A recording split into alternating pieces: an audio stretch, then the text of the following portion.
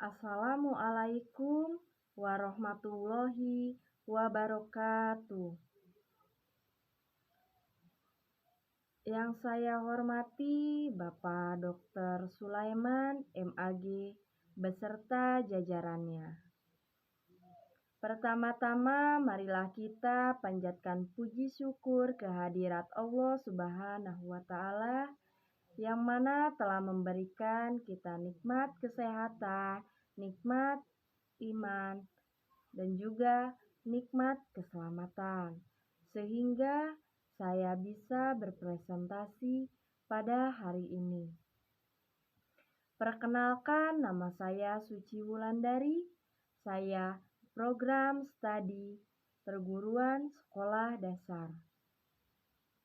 Di sini saya akan berpresentasi mata kuliah filsafat ilmu tentang materi pengertian moral.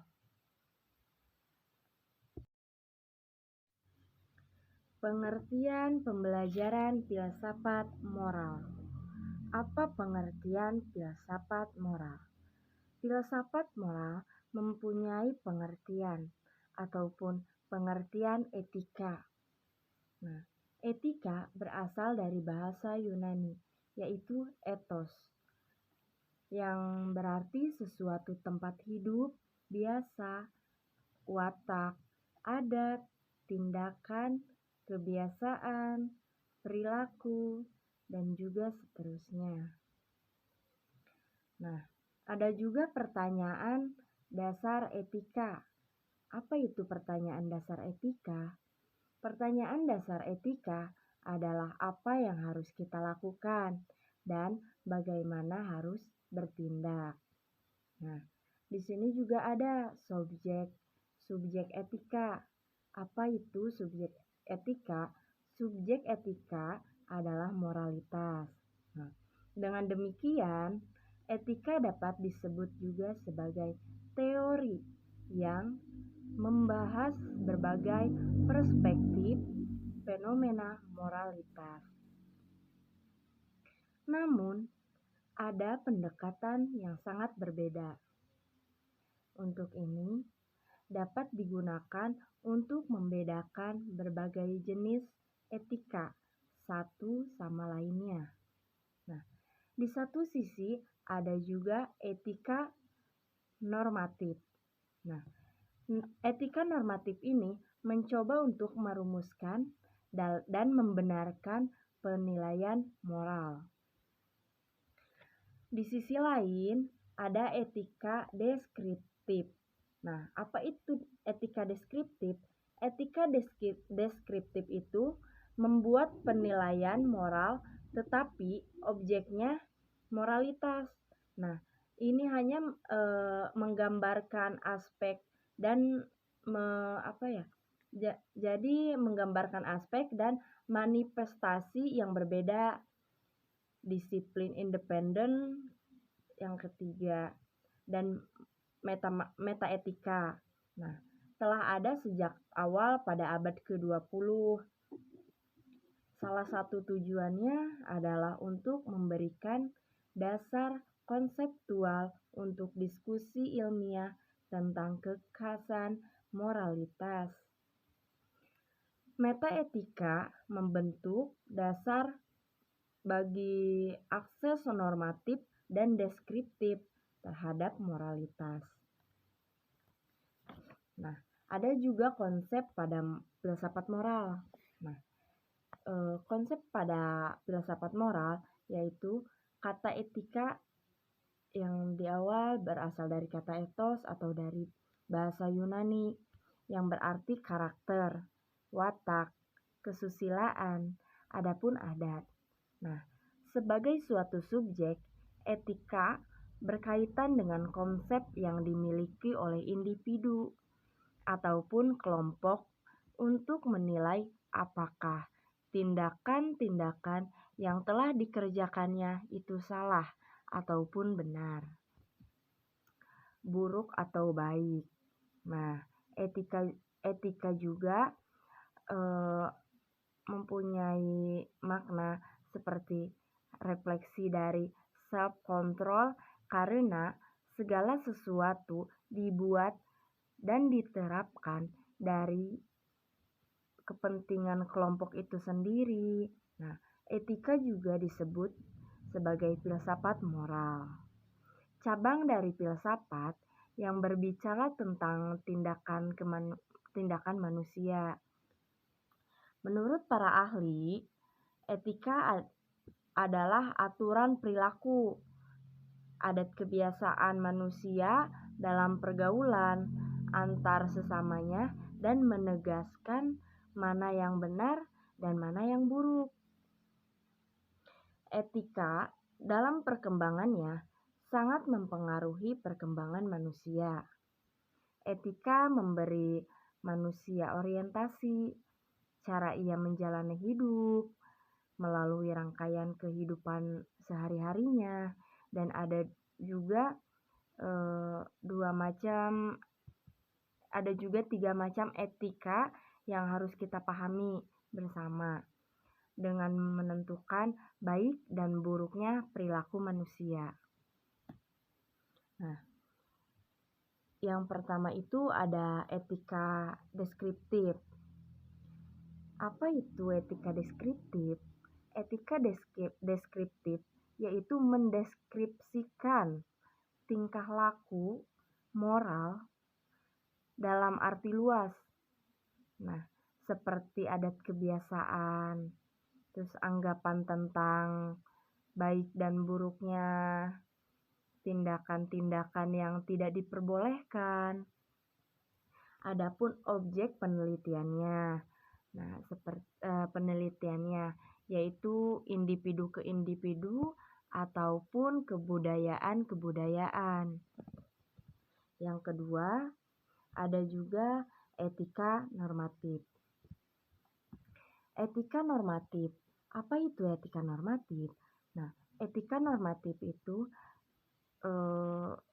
seseorang yang dapat dikatakan sebagai participation approach karena yang bersangkutan telah melibatkan diri dengan mengemukakan penilaian tentang perilaku manusia. Ia tidak netral karena berhak untuk mengatakan atau menolak sesuatu etika tertentu. Nah, ada juga metaetika. Apa itu metaetika? Nah, metaetika itu awalan dari kata meta, berasal dari Yunani yang berarti melebihi, atau melampaui. Metaetika bergerak seolah-olah pada taraf lebih tinggi dari perilaku etis, yaitu taraf bahasa etis atau bahasa yang digunakan di bidang moral. Sumber lain yang memberikan definisi tentang bahasa diperoleh dari Balitbank Debtdictionary bahwa bahasa merupakan alat untuk mengungkapkan makna seperti gagasan, pemikiran, pendapat, dan perasaan. Nah, dengan kata lain, makna yang ingin disampaikan kepada orang lain ataupun dipahami orang lain terkandung dalam bahasa yang digunakan berdasarkan pandangan. Seperti bahasa Inggris dapat dikatakan sebagai alat untuk mengungkapkan gagasan, pemikiran, pendapat, dan perasaan, baik secara lisan maupun secara tertulis. Nah, di Indonesia, bahasa Inggris adalah alat untuk menyerap dan mengembangkan ilmu pengetahuan, teknologi, dan seni budaya.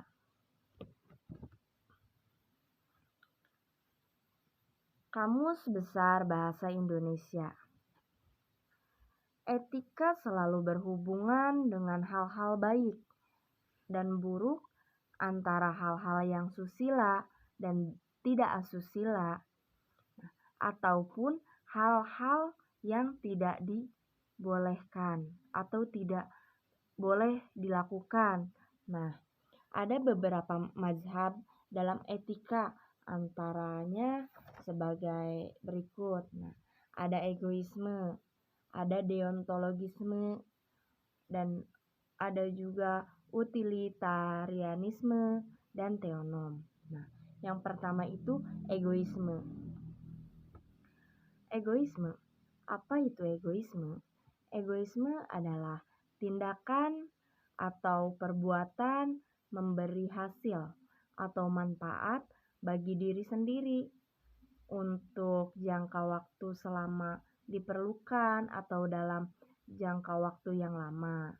Nah, egoisme juga secara praktis tampak dalam aliran berikut. Nah, seperti hedonisme dan eudaini dan eudaimonisme. Nah, yang kedua itu deontologi. Nah, deontologi itu berpendapat bahwa baik buruknya atau benar salahnya sesuatu tindakan tidak diukur berdasarkan akibat yang ditimbulkannya, tetapi berdasarkan sifat-sifat tertentu. Nah, dari tindakan dan perbuatan yang dilakukan. Adapun bentuk-bentuk deontologisme. Nah, apa saja bentuk-bentuk deontologisme? Bentuk-bentuk deontologisme itu ada dua, ya, yaitu deontologisme tindakan dan deontologisme peraturan. Yang ketiga ada utilitarianisme. Nah, apa itu utilitarianisme? Yaitu jabaran dari kata Latin yaitu utilis. Nah, yang berarti bermanfaat. Utilisme mengatakan bahwa ciri pengenalan kesusilaan adalah manfaat suatu perbuatan. Ada dua bentuk juga dari utilitarianisme, yaitu ada utilitarianisme tindakan dan juga utilitarianisme peraturan, sama seperti deontologi. Nah, ada juga teonom. Teonom yaitu mazhab ini berpendapat bahwa kehendak Allah merupakan ukuran baik buruknya suatu tindakan yang terbagi, yaitu teori teonom dan teori umum kodrat. Nah, mungkin materi saya cukup disampaikannya. Nah, dan saya juga akan memberikan kesimpulan pada pengertian moral.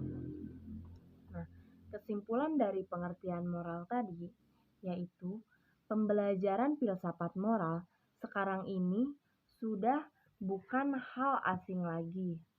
Penguasaan filsafat moral rupanya sudah menjadi kebutuhan bagi pelajar, bahkan hampir semua jenjang pendidikan. Nah, filsafat moral juga merupakan sebuah tindakan atau perilaku manusia di lingkungan tempat ia tinggal, sebagaimana ia menjalani hubungan dengan manusia lainnya. Nah, filsafat moral juga merupakan nilai dasar pada sebuah etika dan tata krama di lingkungan manusia tinggal, yang nantinya akan melahirkan norma-norma kehidupan. Nah, itulah kesimpulan daripada yang dimaksud filsafat moral. Demikian materi presentasi yang saya sampaikan. Jika ada pertanyaan, saya persilahkan. Saya mohon maaf jika masih banyak kekurangan dalam berpresentasi pada hari ini. Saya izin undur diri. Wabillahi taufik wal hidayah.